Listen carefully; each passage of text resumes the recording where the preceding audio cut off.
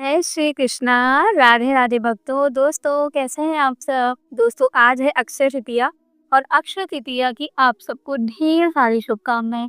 दोस्तों हर साल वैशाख मास के शुक्ल पक्ष की तृतीय तिथि को मनाई जाता है अक्षय तृतीया।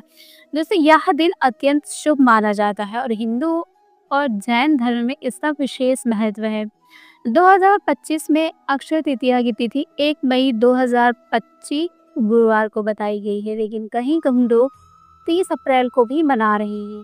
दोस्तों इस दिन भगवान विष्णु, परशुराम और देवी लक्ष्मी जी की पूजा की जाती है।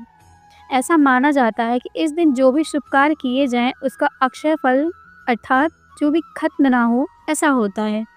तो दोस्तों आज अक्षय तृतीया की बहुत सारी परंपराएं हैं, बहुत ज़्यादा मान्यताएं हैं और कुछ धार्मिक पौराणिक कथाएं भी हैं जो मैं आप सबसे आज सुनाना चाहूँगी। दोस्तों शुभारंभ का दिन आज ये है कि इस दिन मुहूर्त देखने की आवश्यकता नहीं होती, क्योंकि इसे सर्वार्थ सिद्ध मुहूर्त माना जाता है। विवाह हो, गृह प्रवेश हो, नया व्यवसाय आपको शुरू करना हो, जमीन, सोना चांदी खरीदना हो, जैसे कार्य इस दिन बहुत ही शुभ माने जाते हैं। हिंदू धर्म में भगवान परशुराम का जन्म भी इसी दिन हुआ था। इसे परशुराम जयंती भी कहा जाता है। पांडवों को अक्षय पात्र जिसमें कभी भी भोजन खत्म नहीं होता था, वो भी उन्हें आज के ही दिन मिला था। भगवान कुबेर ने इसी दिन देवी लक्ष्मी की पूजा कर अपार धन को प्राप्त किया था। श्री कृष्ण ने द्रौपदी के लिए अक्षय पात्र से भोजन की व्यवस्था की थी। जैन धर्म में दोस्तों भगवान ऋषभ देव प्रथम तीर्थकार थे, वो जो 300 वर्षों की तपस्या के बाद इसी दिन गन्ने के रस से पारण किया था। इसी दिन जैन समुदाय आहार दान करता है और इसमें कुछ दान का भी महत्व है। इसी दिन किया गया दान पुण्य कई गुना फलदायी होता है। जल से भरे घड़े, छाता, चावल, गेहूं, गाय, वस्त्र, सोना, घी, शहद आदि का दान अत्यंत ही पुण्यदायक होता है। दोस्तों सोना खरीदना, लोग कहते हैं कि अक्षय तृतीया के दिन सोना खरीदना शुभ माना जाता है, क्योंकि यह समृद्धि और स्थायित्व का प्रतीक माना जाता है। इसीलिए हमें स्वर्ण खरीदना शुभ माना जाता है। इस दिन व्रत और पूजा भी लोग करते हैं। कई लोग हैं जो भगवान विष्णु, माता लक्ष्मी और परशुराम जी की आज के दिन पूजा भी करते हैं। तुलसी जल में अर्पण करना, तुलसी मैया को जल अर्पण करना, गंगा स्नान और दान का अत्यधिक पुण्यकारी माना जाता है। दोस्तों इसी तरह से आज मैं आपको एक अक्षय पात्र की कथा सुनाती हूँ जो महाभारत काल से जुड़ी हुई है। जब पांडव वनवास में थे तो उनके साथ द्रौपदी भी वन में रह रही थी। एक दिन महान ऋषि दुर्वासा अपने शिष्यों सहित वहां आए और पांडवों के अतिथि बन गए। वह बोले कि हम स्नान करने जा रहे हैं, तब तक आप हमारे लिए भोजन की व्यवस्था करिए। द्रौपदी तो अब संकट में पड़ गई, क्योंकि उनके पास खुद के खाने के लिए तो कुछ नहीं था, तो वो ऋषियों के लिए खाने का प्रबंध कहाँ से करेंगी। उनके पास कोई भी अन्न नहीं था। ऋषि दुर्वासा अपने क्रोध के लिए प्रसिद्ध थे ही। अगर उन्हें भोजन नहीं मिलता तो वो पांडवों को कोई ना कोई ऐसा श्राप दे देते जो पांडवों के लिए हानिकारक होता।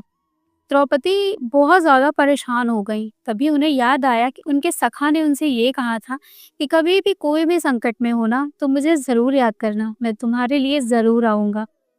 द्रौपदी ने भगवान श्री कृष्ण को पुकारा। श्री कृष्ण भगवान तुरंत प्रकट हुए और बोले, हे सखी, क्या मेरे लिए कोई भोजन है। द्रौपदी रो पड़ी, क्योंकि उनके पास कुछ भी नहीं था और आज उनके सखा ने उनसे कुछ खाने के लिए पहली बार मांगा था। उनके पास कुछ भी नहीं बचा। वो बोलते हुए रो पड़ी। कहीं प्रभु श्री कृष्ण मुस्कुराए और पात्र, भोजन का जो बर्तन होता है, उसमें देखा तो उन्होंने बोला कि इसमें एक पत्ते का देखो, एक चावल का कण चिपका हुआ है। द्रौपदी उस पात्र को देखती है चारों तरफ और कहती है कि नहीं, मुझे तो नहीं दिखाई दे रहा। तभी वो कहते हैं कि तुम ध्यान से देखो द्रौपदी, एक किनारे एक चावल का दाना लगा हुआ है। ये सुन करके द्रौपदी बड़े ही ध्यान से देखती हैं तो सच में वहां पर एक चावल का कण चिपका था। उन्होंने उस कण को उठा करके भगवान की तरफ बढ़ाया। भगवान ने उस कण को खाया और कहा, अब मुझे तृप्ति मिल गई है, अब कोई भूखा नहीं रहेगा। ये सुनते ही द्रौपदी कहती है कि वो तो ठीक है प्रभु, आपका तो मन तृप्त हो गया, लेकिन भगवान दुर्वासा का मैं क्या करूंगी। वो आप तो उनको जानते हैं ना कि उनका क्रोध कैसा है। ये कहते ही प्रभु मुस्कुराने लगे और कहते हैं, कोई बात नहीं, सब ठीक होगा। इतना कहते ही ऋषि दुर्वासा उनके पास आए उनके पास आते ही उनके शिष्य ने उनसे जैसे ही बोलने को हुआ वैसे ही द्रौपदी तुरंत हाथ जोड़ लेती हैं। हाथ जोड़ते ही वो जैसे ही कुछ कहने को होती हैं, वैसे ऋषि दुर्वासा कहते हैं कि हम तृप्त हो गए, हमें भोजन नहीं चाहिए। इतना कह के वो वापस लौट जाते हैं। तभी द्रौपदी भगवान की तरफ हाथ जोड़कर कहती हैं कि हे प्रभु, आज आपने मेरी लाज बचा ली, आज अपनी बहन की लाज बचा ली। इसके बाद सूर्यदेव ने पांडवों को अक्षय पात्र दिया था, जो केवल दिन भर एक बार भोजन देता था, लेकिन जब तक कोई उस पात्र से खाता रहता, भोजन कभी समाप्त नहीं होता था। इस चमत्कार से पांडवों ने वनवास के दौरान कभी भूख नहीं झेली, सभी ऋषि मुनियों की वो सेवा भी कर सके। दोस्तों, इसी तरह से सच्ची भक्ति और विश्वास से चमत्कार होते रहते हैं। श्री कृष्ण के नाम में ऐसी शक्ति है जो असंभव को भी संभव बना देती है। और अक्षय तृतीया के दिन जो भक्ति या दान किया जाता है, उसे फल भी अक्षय यानी कि कभी नष्ट होने वाला नहीं होता है। दोस्तों, आज मैं आपको थोड़ा सा परशुराम जयंती होने की वजह से आज मैं आपको परशुराम जयंती जी की भी अक्षय तृतीया से जुड़ी हुई कुछ कथाएं भी आप सब तक पहुंचाना चाहती हूँ, तो पूरा ज़रूर से सुने।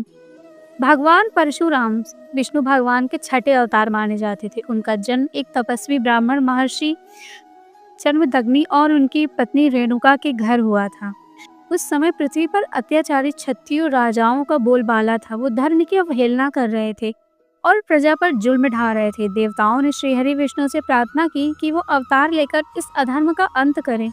तभी भगवान विष्णु ने परशुराम के रूप में जन्म लिया था। दोस्तों, परशुराम का अर्थ होता है परशु, कुल्हाड़ी। राम भगवान विष्णु का अवतार, इसलिए वो कुल्हाड़ी धारण करने वाले राम कहलाए परशुराम। परशुराम का क्रोध और न्याय दोस्तों कुछ ऐसा था कि एक बार क्षत्रिय राजा कर्तवीर्य अर्जुन ने परशुराम के पिता जमदग्नि ऋषि को मार डाला। यह देखकर परशुराम क्रोधित हुए और प्रतिज्ञा उन्होंने ली कि मैं इस पृथ्वी को 21 बार क्षत्रियहीन कर दूंगा। और उन्होंने सचमुच 21 बार पृथ्वी से अत्याचारी क्षत्रियों का अंत किया था। दोस्तों, अक्षय तृतीया का संबंध इसीलिए भी माना जाता है खास कि भगवान परशुराम का जन्म वैशाख शुक्ल की तृतीया को हुआ था। यही तिथि अक्षय तृतीया कहलाती है, इसलिए इस दिन को हम परशुराम जयंती भी बोलते हैं। दोस्तों, परशुराम एकमात्र अवतार वो हैं जो आज भी जीवित हैं। उन्हें चिरंजीवी अमर माना जाता है। माना जाता है कि कलयुग के अंत में वो भगवान कल्कि के दिव्य अस्त्र चलाने की शिक्षा देंगे। उन्हें ही भगवान राम को धनुष चलाना सिखाया था और भीष्म पितामह को शस्त्र विद्या भी उन्होंने ही दी थी। दोस्तों, भगवान परशुराम धर्म, न्याय और गुरु भक्ति के प्रतीक है। उनका जीवन यही सिखाता है कि अन्याय सहना भी पाप है, धर्म के लिए लड़ना भी आवश्यक है, और अगर भक्त सच्चे हों तो भगवान स्वयं अवतार ले ही लेते हैं। तो दोस्तों, आज की थी ये परशुराम जी की कथा, क्योंकि आज है अक्षय तृतीया और मुझे लगा कि मुझे आप सबको ये कथा सुनानी चाहिए। तो दोस्तों, आज है अक्षय तृतीया, आप सब बहुत ज़्यादा खुश रहें और दान पुण्य करें। बहुत सारी पूजाएं होती हैं लक्ष्मी माता को। कहते हैं ना कि भगवान कुबेर ने आज के दिन लक्ष्मी मैया को प्रसन्न किया था, तो आप भी लक्ष्मी माता को प्रसन्न करें और अपने घर में सुख समृद्धि पाइए। और आज के दिन लड्डू गोपाल जी को चंदन भी लगाया जाता है, क्योंकि आज के दिन से गर्मियाँ बहुत ज़्यादा अपने चरम पर होने लगती हैं। तो इस वजह से बहुत सारे लोग होते हैं जो लड्डू गोपाल जी को आज के दिन से हमें कॉटन का यानी कि सूती वस्त्र पहनाने चाहिए, बहुत भारी कपड़े नहीं पहनाने चाहिए हमें अपने लाला को। और आज के दिन हम उन्हें चंदन का लड्डू का भोग लगाते हैं। तो दोस्तों, आज के दिन लड्डू का भी भोग लगाया जाता है। आज के दिन बिहारी जी के चरणों के दर्शन भी होते हैं। बहुत सारी चीज़ें होती हैं। दोस्तों, आप सब लोग भगवान बिहारी जी के चरणों के दर्शन भी ज़रूर करने चाहिए और श्री राधा रानी जी के चरणों के भी दर्शन करिए। तो दोस्तों, आज की थी ये अक्षय तृतीया से जुड़ी हुई छोटी सी कथाएं, जो पौराणिक कथाएं हैं। आप सबका ही लोग होंगे जो जानते होंगे। तो आज मैंने आप सबको ये कथा सुनाई। और अक्षय तृतीया के दिन पूजा पाठ ज़रूर से करिए दोस्तों। जो भी आपके काम अटके हुए हैं आज वो करिए, तो ज़रूर से आपको 100 गुना उसका फल मिलेगा। तो बहुत सारी ऐसी चीज़ें हैं दोस्तों जो आप लोग पूजा पाठ में कर सकते हैं, क्योंकि आज है अक्षय तृतीया। तो अक्षय तृतीया के दिन आप लोग बहुत सारे उपाय होते हैं, बहुत सारी पूजाएं होती हैं जो आप लोग कर सकते हैं। क्योंकि मेरा ये मानना है कि आज का दिन हमें जो दिवाली के पहले धनतेरस आता है ना, वैसा ही मनाना चाहिए, क्योंकि ये गर्मियों का धनतेरस माना जाता है और वो सर्दियों का। तो इस वजह से इसको धनतेरस के दिन ही करें। और झाड़ू वगैरह और सारी चीज़ें तो आप लोग जानते ही हैं कि आज भी मंगाया ही जाता है।